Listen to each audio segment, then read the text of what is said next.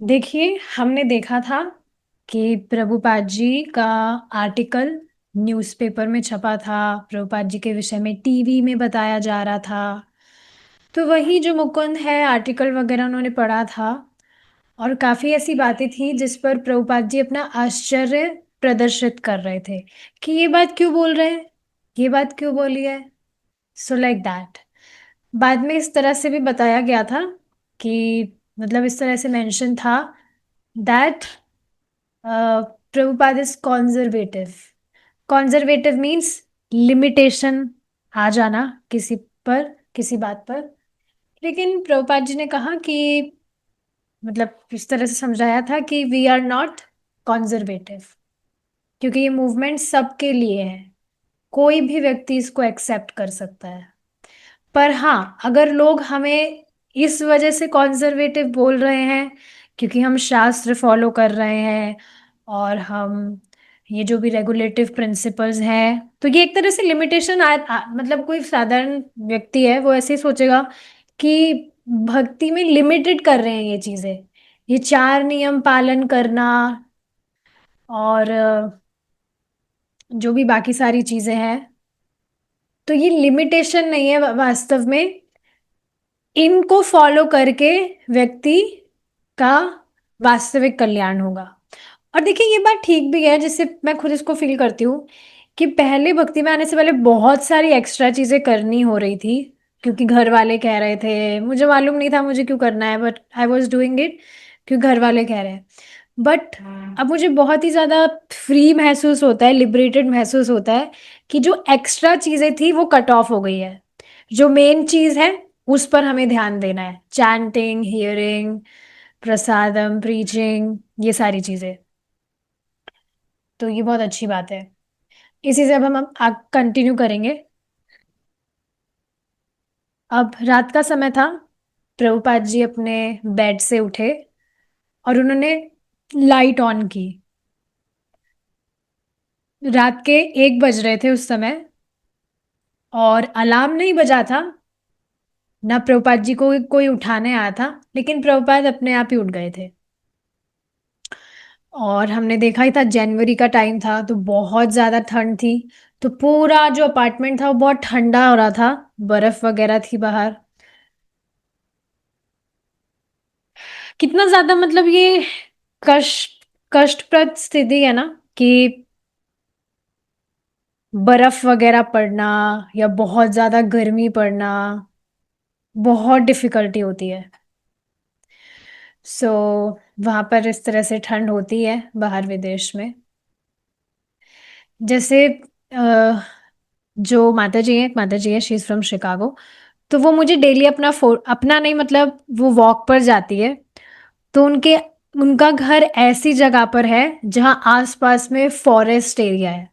Forest और जो भी नेचुरल एरिया होता है ना, वाटरफॉल बह रहा है, नदी बह रही है, बहुत ही क्लीन, बहुत ही सुंदर वो लग रहा था। तो मैंने उनको आइडिया दिया था कि अगर ये एरिया सेफ है जहाँ पर आप वॉक करने जाते हैं, तो आप अपना चैंटिंग बीट्स भी ले जा सकते हैं वहां पर। You can sit like a Yogi and you can chant. अगर मैं होती तो मैं पक्का ऐसे ही करती। मन भी करता है कभी कभी कि बिल्कुल शांत पहाड़ वाले एरिया में चले जाए, वहां बैठकर चैंटिंग करे, एकदम योगी की तरह फील भी आएगा। तो लेकिन उन्होंने बताया था कि वो एरिया एक्चुअली सेफ नहीं है, वहां पर थोड़े वाइल्ड एनिमल्स आ जाते हैं, कई बार उन पर हमला भी हो गया है। So it's not a very safe place, but anyways दिखने में बहुत अच्छा लग रहा था। सो हाँ, back to our topic. Apartment बहुत ठंडा था और बहुत शांति थी, रात का समय था क्योंकि डेफिनेटली सब सो रहे होते हैं। तो प्रभुपाद अपनी चादर ओढ़कर अपनी डेस्क के वहां पर बैठ गए, शांति से वहां बैठ गए। और उनका जो बहुत सारा जो बंडल था मेन्यूस्क्रिप्ट का, उसके पास में बैठे थे। एक्चुअली वो जो मेन्यूस्क्रिप्ट थी वो ही डेस्क बना हुआ था। ऐसा होता ही है कई बार, आपने किया होगा, आपने भी न्यूज़पेपर का बंडल है तो वो इस तरह से रखा है, उस पर ही रखकर आप कुछ काम करने लग गए, कई बार ऐसा कर लेते हैं। तो प्रभुपाद जी बहुत ही डीप कंसंट्रेशन के साथ में अपनी माला पर करना शुरू करते हैं उस समय। इस बात को देखिए, मैं विचार कर रही थी, जैसे बहुत ही इंटरेस्टिंग बात कल हुई। हाँ, यहाँ पर पास में एक पड़ोसी है, उनको मैंने काफ़ी महीनों पहले, शायद साल ही हो गया होगा, उनको मैंने बताया था। मतलब he was interested to know कि आप ये अचानक से क्या कर रहे हैं, इतना चेंज हो गया ये वो। तो मैंने उनको सब चीज़ें बताई थी कि कैसे चैंटिंग करते हैं हम, और क्लासेस वगैरह। तो उन्होंने मुझसे माला भी ली थी, पर कभी उन्होंने चैंटिंग नहीं किया। तो अभी कुछ हफ्तों पहले भी उन्होंने बात करना चाह रहे थे, रात का समय था, पर मैंने कहा नहीं, अब मुझे सोने जाना है, सुबह जल्दी उठना होता है ना। कल भी यही बात हुई। तो थोड़ा वो चिढ़ना नहीं कहेंगे, बट थोड़ा उन्होंने, उनका जो टोन था वो इस तरह का था कि आपके पास में टाइम ही नहीं है, मैं कुछ बात करना चाहता हूँ इम्पोर्टेंट, मैं कोई ऐसी उल्टी फुल्टी बात थोड़ी ना करने के लिए हूँ, मतलब भगवान से रिलेटेड कुछ बात करनी है। तो मैंने उन्हें कहा, मतलब वो अंकल है एक, तो फिर मैंने उनको कहा कि ठीक है, आप चैंटिंग करेंगे अभी, आप जाइए अपनी माला लेकर आइए जो मैंने आपको दी थी, वी विल चांट टुगेदर। तो कह रहे वो माला तुम पता नहीं है अभी कहाँ रख दी मैंने। मतलब उन्होंने माला वो लेकर गए, उन्होंने उठाकर चैंटिंग भी नहीं किया कभी। तो मैंने कहा चलो कोई बात नहीं, मेरे पास में और है, मैं लेकर आती हूँ, अभी आप चैंटिंग करें तो। मैंने कहा ठीक है, लेकर आओ। फिर कल उन्होंने साथ में एक माला जप किया, मतलब बिल्कुल पड़ोसी ही है, नेक्स्ट वाला घर ही है। तो खड़े होकर ही वॉज चैंटिंग, और बिल्कुल अच्छे से लाउडली ही वॉज चैंटिंग, दोनों हम साथ में ही चैंटिंग कर रहे थे। तो बाद में फिर मैंने उनको भगवत गीता के विषय में बताया, मतलब वो यही परेशान थे, पूछना चाह रहे थे कि क्या करूँ क्या नहीं। तो मैं यही बता रही थी कि आज भी मैं आपको कोई नई बात नहीं बताऊंगी, आप आए हैं मेरे पास, पहले जो कुछ महीनों पहले बताया था वही आज भी बताऊंगी। यू चैंट हरे कृष्णा, भगवत गीता सुनिए, उसको समझिए, और अपने आप ही आपका लाइफ इजी होता चला जाएगा। तो की बात मैं उनको समझा रही थी कि रात को मैं जल्दी इस वजह से सोती हूँ क्योंकि सुबह की साधना बहुत इंपॉर्टेंट है। तो देखिए, इस पर मैं विचार कर रही थी कि ये जो हमारी साधना है सुबह की, यही वास्तव में हमें बल देती है कि हम हमारा पूरा दिन किस तरह से कृष्ण भावना भावित होकर व्यतीत करेंगे। This is very important. हमारी जो चैंटिंग है यही हमें बल देती है। आप स्वयं देखेंगे, प्रभुपाद जी रात को 1 बजे उठकर चैंटिंग कर रहे हैं, प्रभुपाद जी को तो कोई देखने भी नहीं आ रहा है, but he was sitting at 1 AM and he was chanting, because this chanting give us strength. Chanting is very important.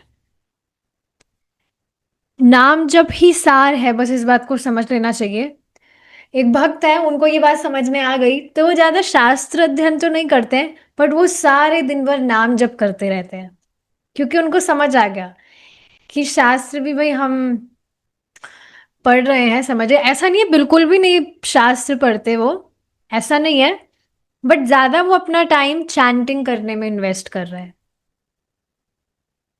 He just chant as much as he can throughout his day.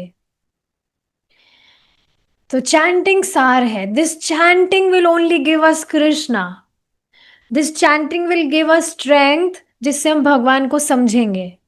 आप देखेंगे शिला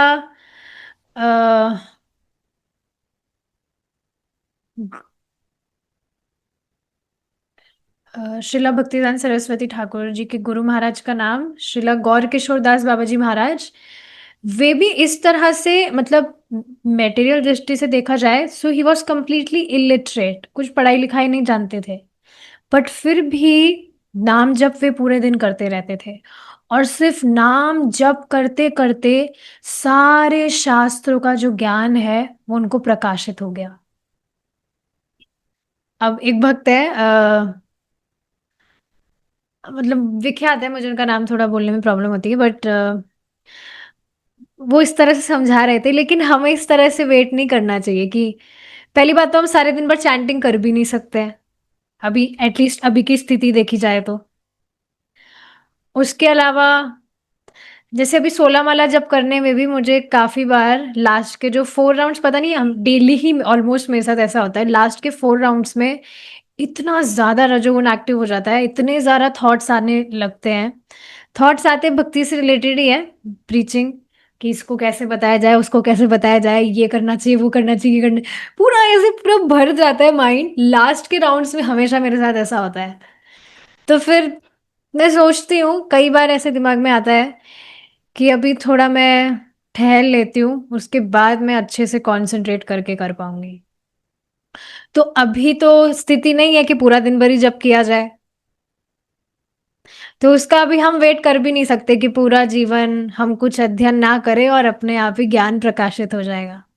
that's rare. But हाँ, बस ये बात समझना चाहिए, chanting is main. तो 1 घंटे की चैंटिंग के बाद में प्रभुपाद जी फिर से बैठे लिखने के लिए।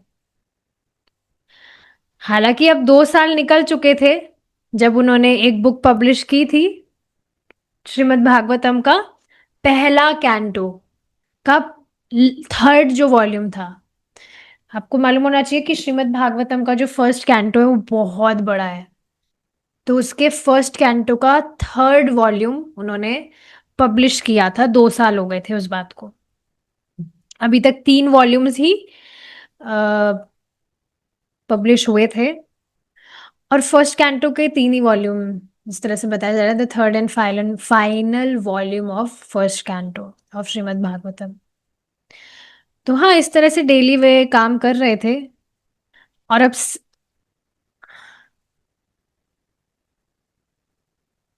Sometimes on his translation and commentary on the second canto, third मतलब फर्स्ट कैंटो तो अब कंप्लीट हो ही गया था, तो कुछ बार वे सेकेंड कैंटो की कमेंट्री और उसके ट्रांसलेशन पर काम करते थे, लेकिन ज्यादातर वे भगवत गीता पर काम कर रहे थे। भगवत गीता हम जानते ही है बहुत इंपॉर्टेंट है, हमने पढ़ा था दैट कृष्णा कॉन्शियसनेस मूवमेंट का सबसे इंपॉर्टेंट ग्रंथ भगवत गीता है।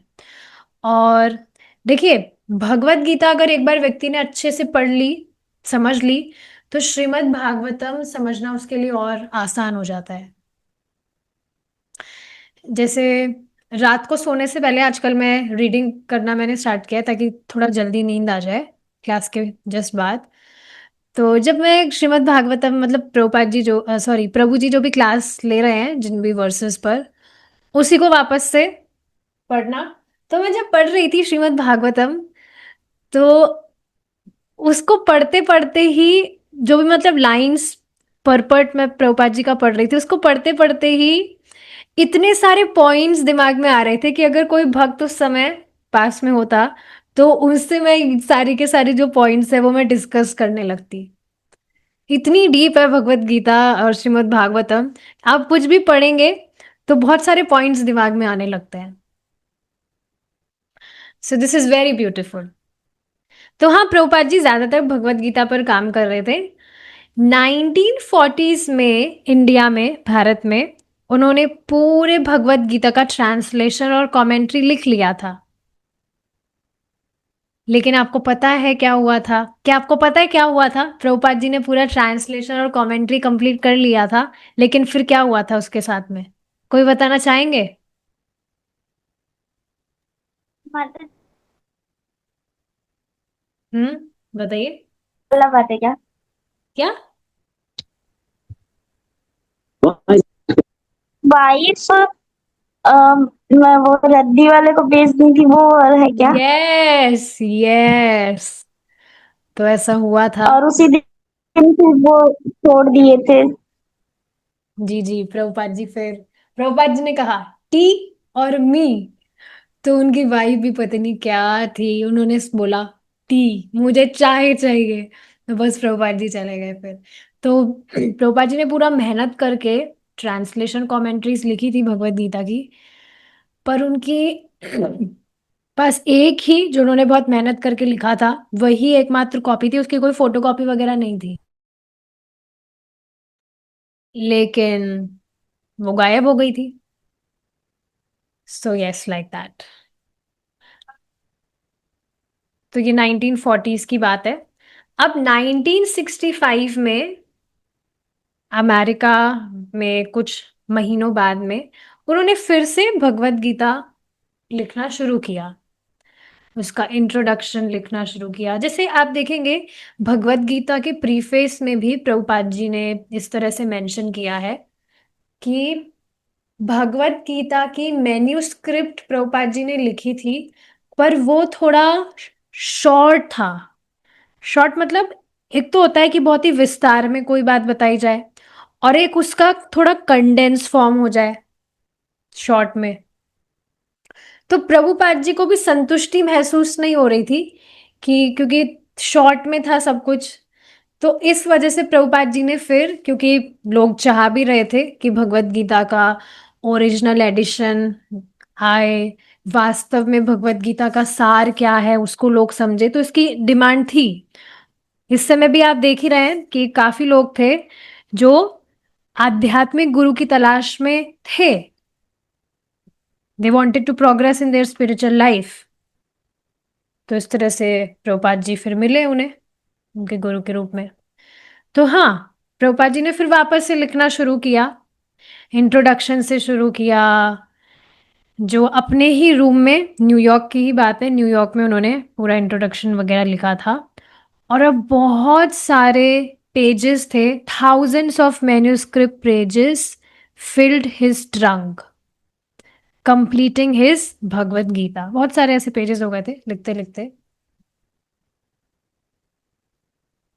अब अगर उनके डिसाइपल, न्यूयॉर्क में जो डिसाइपल है हायग्रीव, जो कि इंग्लिश प्रोफेसर है, अगर उनको एडिट कर सके और दूसरे डिसाइपल उनको पब्लिश कर सके, तो ये एक बहुत ही महत्वपूर्ण अचीवमेंट होता। लेकिन अमेरिका में बुक्स पब्लिश करना थोड़ा डिफिकल्ट था, भारत से भी ज़्यादा डिफिकल्ट था अमेरिका में बुक्स पब्लिश करना। हालांकि भारत में प्रभुपाद जी अकेले थे, लेकिन उन उसके बाद में भी उन्होंने सिर्फ 3 साल में 3 वॉल्यूम्स पब्लिश कर ली थी अपने आप से ही, सब कुछ अकेले मैनेज किया था। लेकिन यहाँ अमेरिका में इतने सारे फॉलोअर्स होने के बावजूद भी अ, अभी मतलब बहुत सारे फॉलोअर्स थे यहाँ पर, और बहुत सारे रेस्पॉन्सिबिलिटीज भी सबकी मतलब इस तरह से बढ़ गई। किसी को क्या पसंद है करना, किसी का क्या फील्ड है, उस तरह से। लेकिन फिर भी उनके जो भी शिष्य थे वो इतना सीरियसली इंक्लाइन नहीं थे, यहाँ पर इस तरह से मेंशन है, इस तरह से सीरियसली इंक्लाइन नहीं थे। जो भी उनको मतलब काम दिया गया था, टाइपिंग एडिटिंग वगैरह, इसमें मतलब इतना सीरियसली इंक्लाइन नहीं थे।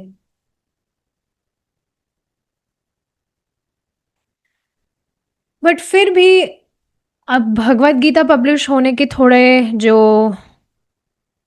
संभावना थी वो कम ही प्रतीत हो रही थी, लेकिन उसके बावजूद भी प्रभुपाद जी अब दूसरी बुक ट्रांसलेट करना उन्होंने शुरू किया, चैतन्य चरितमृत,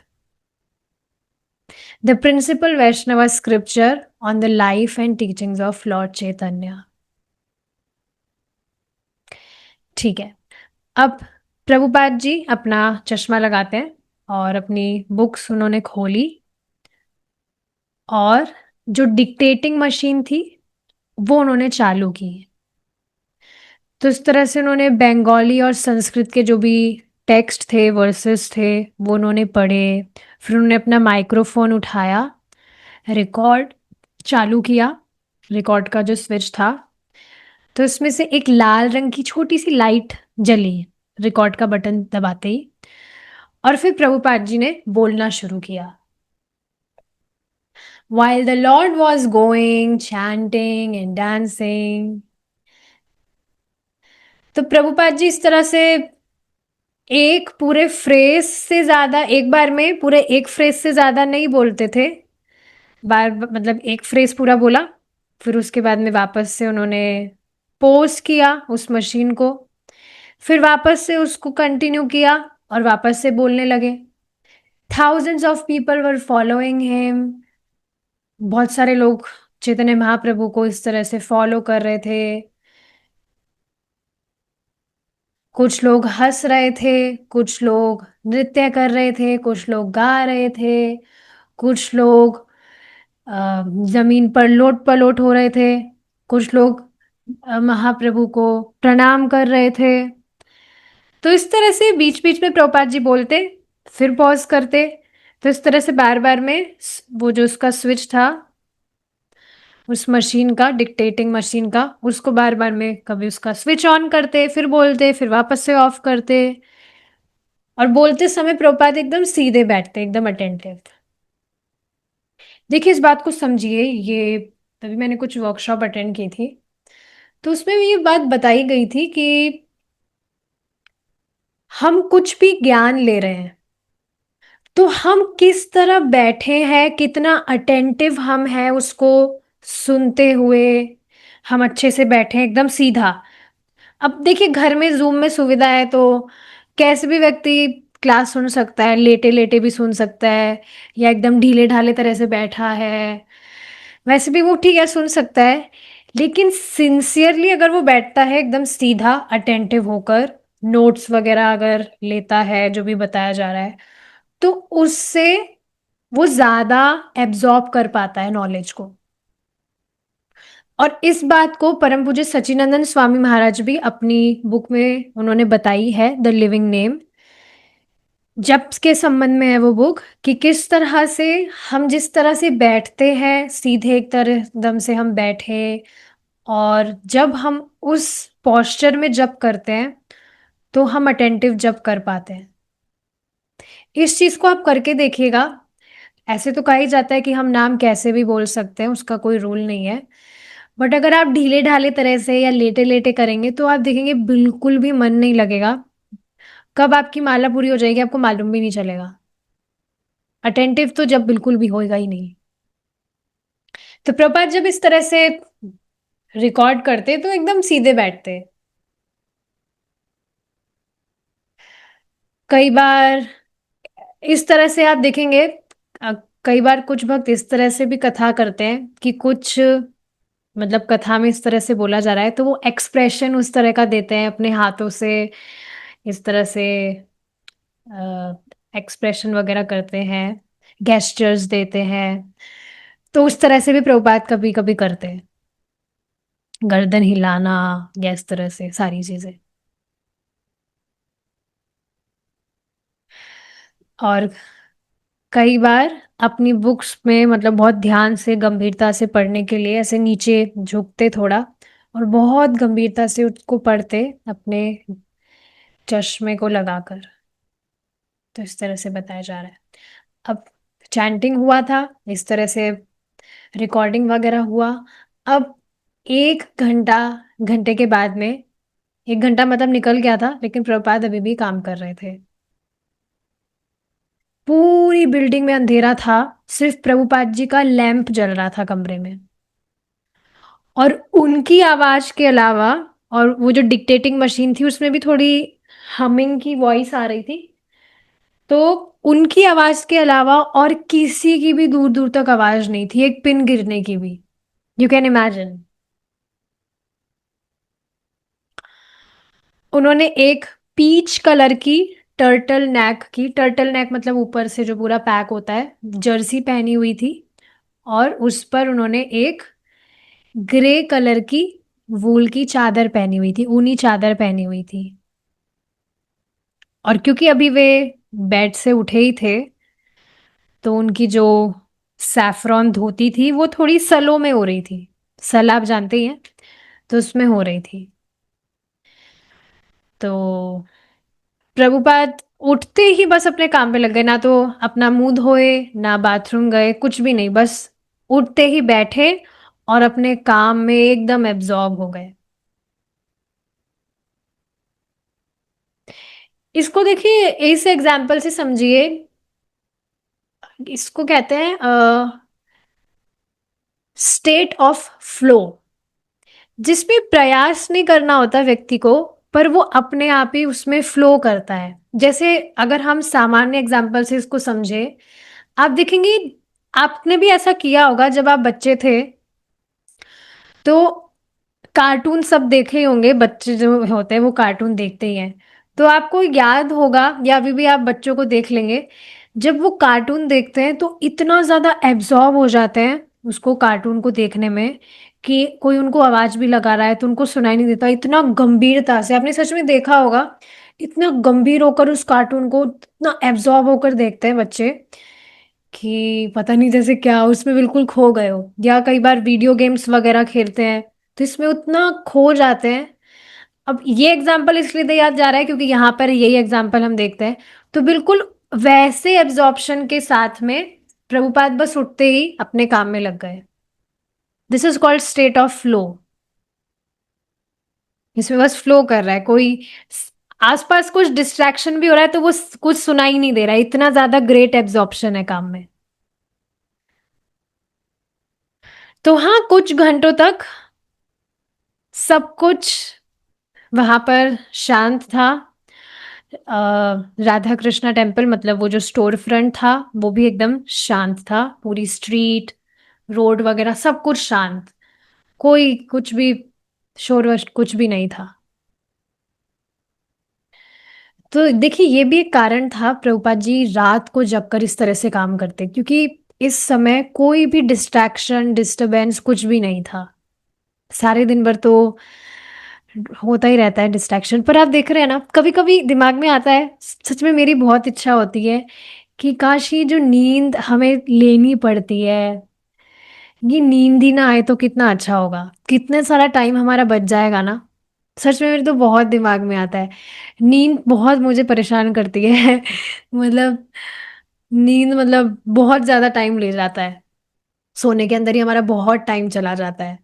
लेकिन आप सोचिए, अगर सोना ही नहीं होता तो कितना सारा टाइम हमारा बच जाता। हम और अभी भी जैसे जो भी टिके टाइम है सुबह से लेकर शाम तक, उसमें जो भी होता है, उसके बाद में भी काफी टाइम कम ही पड़ जाता है। काफी सारी चीजें हैं जो मैं सोचती हूँ मैं करूंगी, पर वो मैं कर भी नहीं पा रही हूँ। प्रभुपाद जी खुद इस तरह से कहते हैं कि भक्तों को 24 आवर्स नहीं, 26 आवर्स चाहिए, बिकॉज इतनी सारी सेवाएं हैं करने के लिए, तो जो टाइम है वो बहुत कम पड़ जा रहा है। और पहले आप देखिए, जब भक्ति नहीं कर रहे थे तो बस बोर बैठे रहते थे, कुछ करने को ही नहीं था। क्या करे, या टीवी देख लिया, खेलने चले गए, ये कर लिया वो कर लिया। बट अब आप देखिए कितना तेजी से टाइम निकल जाता है। लेकिन इसमें एक संतुष्टि महसूस हो रही है कि टाइम वेस्ट नहीं हो रहा है, भगवान के लिए कुछ सेवा कर पाए आज। सो this is very beautiful.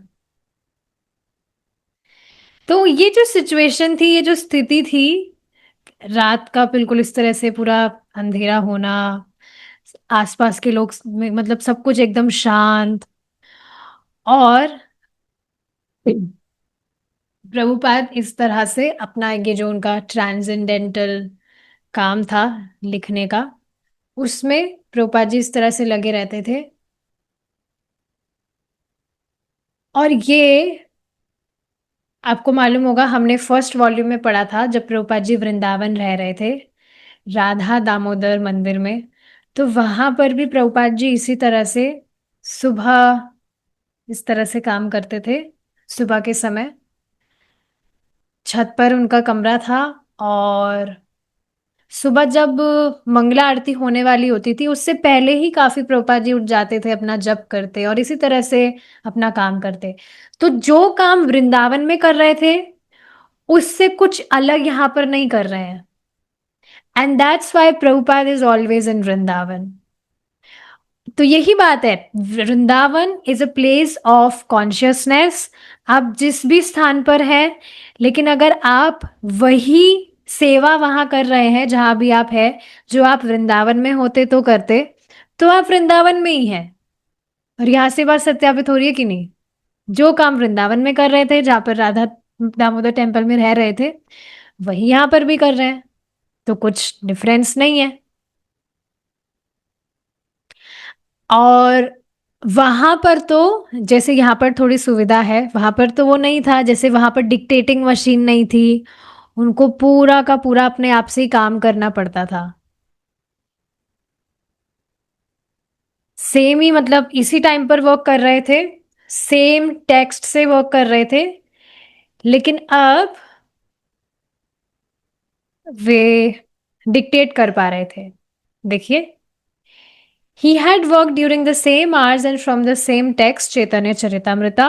Once he had begun a verse by verse translation with commentary, and another time he had written essays on the text. लेकिन अब यहाँ पर जब वे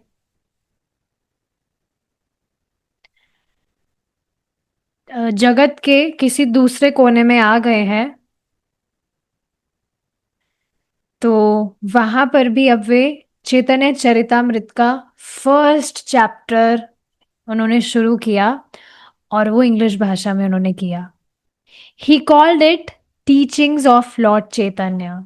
इस पर एक बुक भी है, अगर आप देखेंगे तो ये बुक ही है जो प्रभुपाद जी ने दी है हमें। तो इसमें महाप्रभु के बहुत सुंदर सुंदर पास टाइम्स हैं। तो अभी हम प्रभुपाद लीलामृत पढ़ रहे हैं, जो अच्छा लग रहा है, इसी तरह से हम कर रहे हैं। थर्ड वॉल्यूम हमारा स्टार्ट हो गया है, बहुत जल्द सारे वॉल्यूम्स हो जाएंगे and then we will move forward to other books. ठीक है।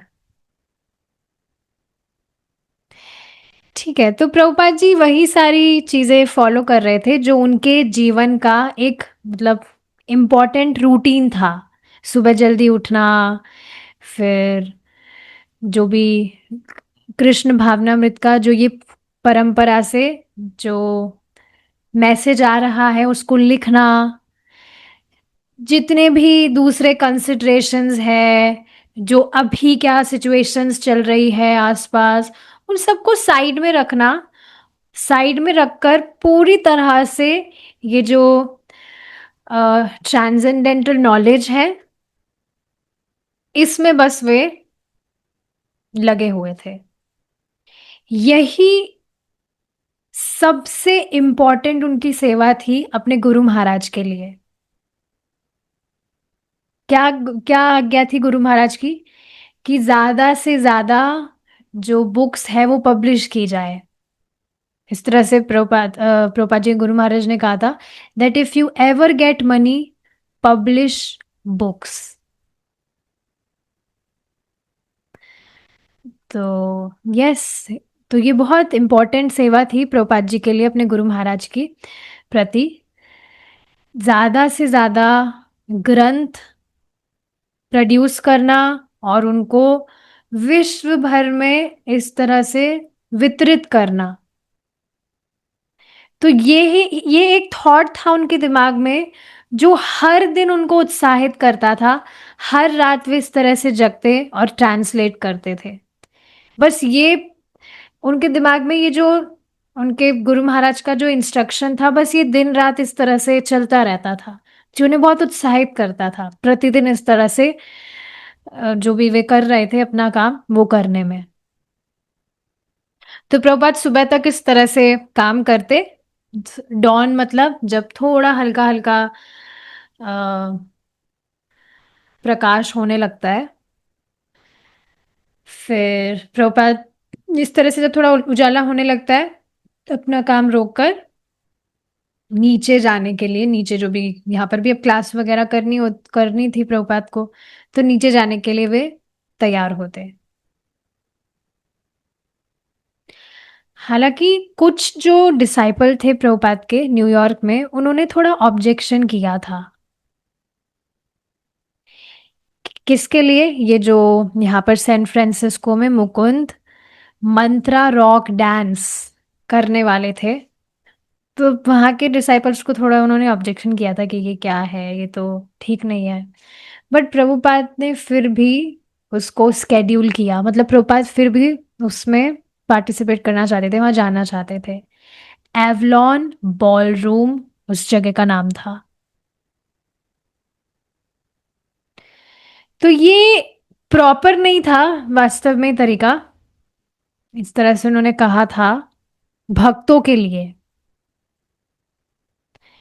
कि वे अपने गुरु महाराज को इस तरह से कहे कि आप इस ऐसी जगह पर आए, तो समझ लेना चाहिए कि ये थोड़ा ऐसा एरिया था जहाँ पर लोग ड्रिंक वगैरह करते हैं। और ज़्यादा मैं खुलकर नहीं बोलना चाहती, जो भी वहाँ पर खुलकर चीज़ें होती है वो सारी चीज़ें क्लब्स वगैरह में लोग करते हैं। तो वास्तव में भक्तों के लिए प्रभुपाद से इस तरह से कहना कि आप ऐसी जगह आए, ये एक प्रॉपर एटिकेट नहीं था। तो बहुत मतलब कैसा एरिया था देखिए, यहाँ बताया जा रहा है बहुत एम्पलीफाइड गिटार्स, बहुत लाउड म्यूजिक होना, बहुत लाउड ड्रम्स वगैरह बजना, और जो लाइट्स है, अगर आपने देखा हो सर में दर्द हो जाता है वैसे ऐसी लाइट से। डिम लाइट्स जलती है वो, डिस्को में जो लाइट्स होती है वैसी लाइट्स, जो फ्लिकर होती रहती है, अलग अलग रंग बिरंगी मल्टी कलर की लाइट्स जलती रहती है। और बहुत सारे ड्रग्ड हिप्पीज वहां पर होना।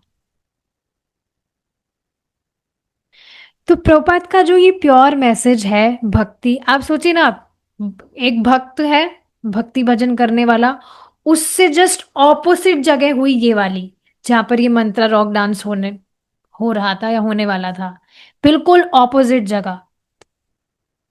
एक भक्त का जो जीवन है, आध्यात्मिक जीवन जी रहा है, प्योरिटी वो फॉलो कर रहा है, भगवान की भक्ति कर रहा है, पवित्र जीवन जी रहा है, उससे बिल्कुल विपरीत यहाँ पर। तो ऐसी जगह पर कैसे ये जो प्योर मैसेज है, ये कैसे यहाँ पर लोग सुनेंगे, जो बिल्कुल इस तरह से इन सारी चीजों में एब्जॉर्ब है। लेकिन सैन फ्रांसिस्को में मुकुंद और उनके जो भी संगी थे, जो काफी महीनों से इस प्रोजेक्ट पर वर्क कर रहे थे, मंत्रा रॉक डांस पर काफी टाइम से वर्क कर रहे थे इस पर, तो उनका ये सोचना था कि ऐसा कुछ करने से काफी सारे युवक युवा है जो परिवर्तित हो सकते हैं। और हाँ, इससे सैन फ्रांसिस्को का जो ये राधा कृष्णा टेम्पल है, स्टोर फ्रंट जो मुकुंद ने खोला, इससे काफी डोनेशन भी प्राप्त होगा। सो इस तरह से बता रहे हैं। सो ऑल दो among his New York disciple Shila Prabhupada had expressed uncertainty, Prabhupada मतलब वहां पर जब भक्त थोड़ा विद्रोह कर रहे थे, ऑब्जेक्शन कर रहे थे कि प्रभुपाद नहीं, ऐसी तो जगह ठीक नहीं है, आप वहां पर कैसे जा सकते हैं, ये वो, मतलब ये जो क्लब वगैरह था, तो वहां प्रभुपाद ने अपनी अनसर्टेनिटी पर प्रस्तुत की थी कि हाँ मतलब पक्का नहीं है वो वहां जाएंगे कि नहीं। क्लब की बात हो रही है, सैन फ्रांसिस्को तो पक्का था ही, प्रभुपाद ने कह ही दिया था सैन फ्रांसिस्को में जा रहा हूँ, पर ये जो मंत्रा रॉक डांस जो वो करने वाले थे, तो वहां पर प्रभुपाद जी ने अपनी अनसर्टेनिटी प्रस्तुत की थी कि पक्का नहीं था जाएंगे कि नहीं। लेकिन अब उन्होंने कहा कि he now said nothing to deter the enthusiasm of his San Francisco followers. लेकिन अब प्रभुपाद की जो यहाँ सैन फ्रांसिस्को में फॉलोअर्स थे, भक्त थे, तो उनको कुछ कह नहीं पाए प्रभुपाद बस। इस बात को देखिए समझना चाहिए, as long as anything is for Krishna, anything is for preaching, it's always glorious. पर हाँ, हमें थोड़ा श्योर भी होना चाहिए कि हम जो करने वाले हैं उससे ऐसा नहीं कि हम ही फंस जाए। जैसे प्रभुपाद ने एक बार कहा था कि उनके शिष्य इस तरह से क्लब्स वगैरह में जा रहे थे प्रीचिंग वगैरह करने, तो प्रभुपाद ने इस तरह से कहा, make sure you come back. तो ठीक है, कुछ भी हम प्लानिंग कर रहे हैं इस तरह से प्रीचिंग करना ही करना है, बट हमें थोड़ा सतर्क भी रहना चाहिए कि ऐसा ना हो कि कुछ ऐसी सिचुएशन हम मोल ले जिसमें हम ही फंस जाए। बट एज लॉन्ग एज कुछ भी आप कर रहे हैं वो भगवान की प्रसन्नता के लिए है, लोगों को भक्ति के लिए है, कि भक्ति करने के लिए वो प्रेरित हो, सो इट्स ऑलवेज ग्लोरियस। इस वजह से देखिए भगवान से प्रार्थना भी करनी चाहिए, भगवान आइडियाज देते हैं।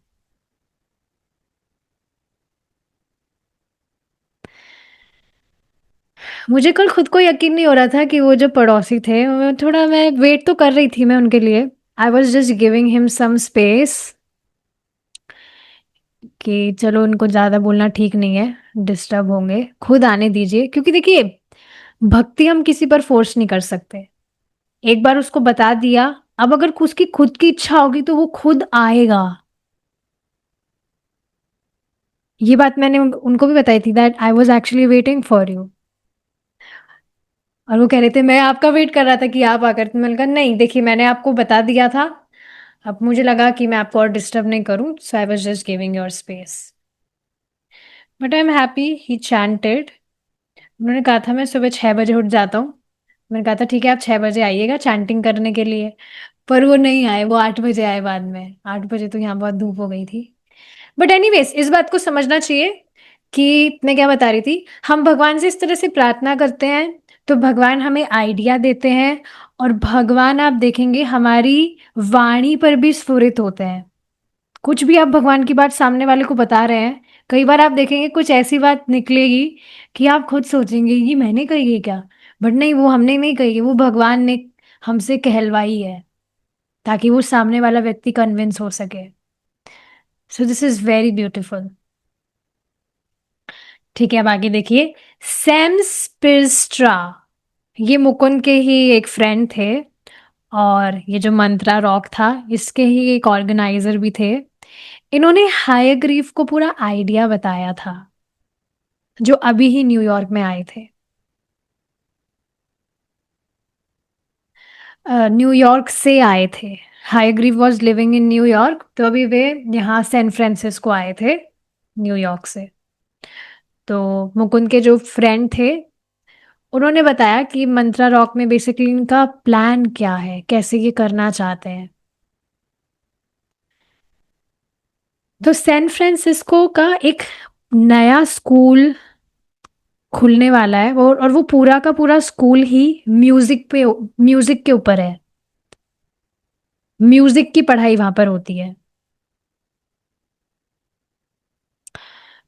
तो the grateful dead have already cut their first record, they are offered to do this dance as a great publicity boost just when we need it. तो अब यहाँ पर रविशंकर कौन है मुझे नहीं समझ आ रहा है। अभी वाले रविशंकर तो अभी आए होंगे, उस समय तो नहीं थे, सो आई एम नॉट श्योर।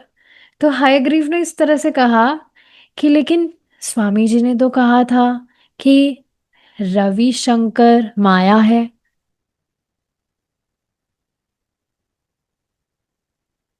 पता नहीं अब यहाँ क्या बात हो रही है, ये किसी व्यक्ति का नाम लग रहा है, ये क्या क्या है, आई एम नॉट श्योर, पर देखते हैं आगे समझ आएगा। तो सैम ने इस तरह से कहा, सैम मतलब वही मुकुंद के मित्र, कि नहीं सब कुछ अरेंज हो गया है। उन्होंने इस तरह से उनको अश्योर किया। सारे के सारे बैंड्स स्टेज पर आ गए हैं। एलन गिन्सबर्ग ने एलन गिन्सबर्ग स्वामी जी के विषय में बताएंगे यहाँ सैन फ्रांसिस्को में, जो भी लोग यहाँ पर आएंगे। तो एलन गिन्सबर्ग स्वामी जी के विषय में परिचय देंगे। फिर स्वामी जी थोड़ा अपना प्रवचन करेंगे, और फिर हम हरे कृष्णा कीर्तन करेंगे बैंड्स वगैरह बजाकर। फिर उसके बाद में प्रभुपाद जी चले जाएंगे, और वहां पर कम से कम 4,000 लोग होंगे। तो ये उनका पूरा ओवरऑल प्लान था कि किस तरह से बैंड्स वगैरह स्टेज पर होंगे already. Elon Ginsberg Prabhupada ji का परिचय देंगे, फिर प्रभुपाद जी थोड़ा प्रवचन करेंगे, फिर कीर्तन स्टार्ट होगा ड्रम्स वगैरह बजाते हुए। फिर प्रभुपाद जी चले जाएंगे, और वहाँ 4,000 लोग इस तरह से उपस्थित होंगे। तो प्रभुपाद जी को ये पता था कि प्रभुपाद कुछ कॉम्प्रोमाइज नहीं करेंगे, ऐसा कुछ कॉम्प्रोमाइज नहीं करेंगे जिससे बाद में थोड़ा रिपेंट करना होगा कि अरे ये क्या हो गया। मतलब प्रभुपाद को ये पता था कि ये वे टाइम वेस्ट नहीं करेंगे, वे बस जाएंगे, कीर्तन करेंगे और बस वहां से निकल जाएंगे, ज्यादा समय वहां पर कुछ रहने वाले नहीं है।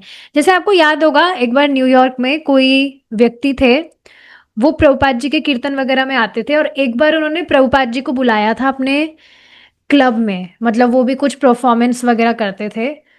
तो उन्होंने उसको ऐसे ही उन्होंने प्रभुपाद जी को गेस्ट की तरह बुलाया था। प्रभुपाद वहां गए भी थे, बट देन कुछ हुआ नहीं था बेसिकली, कुछ प्रीचिंग वगैरह नहीं हो पाया था वहां, प्रीचिंग के लिए बुलाया भी नहीं था। बट एनीवेज, अभी प्रभुपाद वॉज वेरी श्योर कि प्रभुपाद को क्या करना है, वहां पर जाएंगे, कीर्तन करेंगे और फिर निकल जाएंगे, ज्यादा कुछ टाइम वेस्ट नहीं करना है। सबसे इंपॉर्टेंट चीज क्या थी? अ, ये जो कीर्तन है इसका प्रचार करना, हरे कृष्ण महामंत्र का प्रचार करना। अगर हजारों की तादाद में युवा यहाँ पर आते हैं रॉक म्यूजिक सुनने के लिए, और इस रॉक म्यूजिक के माध्यम से वे भगवान के नाम सुन पाते हैं, भगवान के नामों को गा पाते हैं, तो इसमें फिर कुछ ऐसा कुछ हार्म तो नहीं है। तो प्रचारक होने के तौर पर प्रभुपाद कहीं पर भी जाने के लिए तैयार थे, कृष्ण भावनामृत का प्रचार करने के लिए। तो हरे कृष्णा का चैंटिंग एब्सोल्यूट है, कलयुग का यही विधि है, दिस इज मोस्ट इम्पॉर्टेंट। तो कोई भी व्यक्ति जो इस तरह से भगवान का नाम सुन सके, भगवान का नाम गा सके, कोई भी कहीं पर भी कैसे भी कंडीशन में, तो वह अगले जीवन में अधम योनि को जो प्राप्त करने वाला था, क्योंकि इस तरह के कार्य कर रहा है, उससे वह बच सकता है। तो प्लीज इस बात को समझ लीजिए आप। किसी भी व्यक्ति को, स्पेशली देखिए, उन लोगों के पास हमें ट्राई करना चाहिए, मतलब सभी को ट्राई करना चाहिए, बट जो लोग बिल्कुल अभिज्ञ हैं, जिनको अनभिज्ञ है, जिनको मालूम ही नहीं है कि भगवान क्या है, भगवान कौन है, उनको प्रीचिंग करने में ज्यादा इंटरेस्टिंग मतलब लगता है, क्योंकि उनके लिए वो कंफ्यूज नहीं होते हैं, उनको मतलब इजीली वो एक्सेप्ट कर पाते हैं, बट इतना इजी भी नहीं होता है। बट एनीवेज, यहाँ पर क्या बात बताई जा रही है बहुत इंपॉर्टेंट है। किसी भी व्यक्ति ने अगर एक बार भी भगवान का नाम बोल दिया या सुन लिया जाने अनजाने में, तो अगला जीवन वह निम्न योनि प्राप्त करने से बच सकता है। तो ये जो भी युवा हिप्पीज थे, उनको कुछ आध्यात्मिक चाहिए था, पर उनके पास में कुछ उनका कोई मार्गदर्शन करने वाला नहीं था, सब कंफ्यूज थे। और ये जो भी हेली हेलिसिनेशंस, मतलब ड्रग्स वगैरह, इन सब चीजों को वो स्वीकार रहे थे आध्यात्मिकता के नाम पर। दे वर नॉट नोइंग एनीथिंग, पर वे वास्तव में आध्यात्मिक जीवन के लिए जिज्ञासु थे। जैसे यहाँ न्यूयॉर्क में कितने सारे हिपीज हमने देखा, they were also searching for something spiritual, और प्रभुपाद जी का संग उन्हें प्राप्त हुआ, अपने जीवन में थोड़ा बहुत ट्रांसफॉर्मेशन उन्हें देखा। तो किस तरह से वो डेडिकेट हो गए वे। तो प्रभुपाद ने इस तरह से डिसाइड किया कि वे जाएंगे, उनके शिष्य भी चाहते थे कि वे वहां पर आए। तो इस तरह से प्रभुपाद ने सोचा था कि वे वहां जाएंगे, and he was their servant and the servant of lord Chaitanya. So this is interesting. ठीक है, आगे का डिस्कशन हम, भगवान ने चाहा तो, कल कंटिन्यू करेंगे। Thank you so much for coming. मतलब नेक्स्ट क्लास में, कल तो संडे है, नेक्स्ट क्लास में विल कंटिन्यू। श्रीला प्रभुपाद की जय। हरे कृष्णा।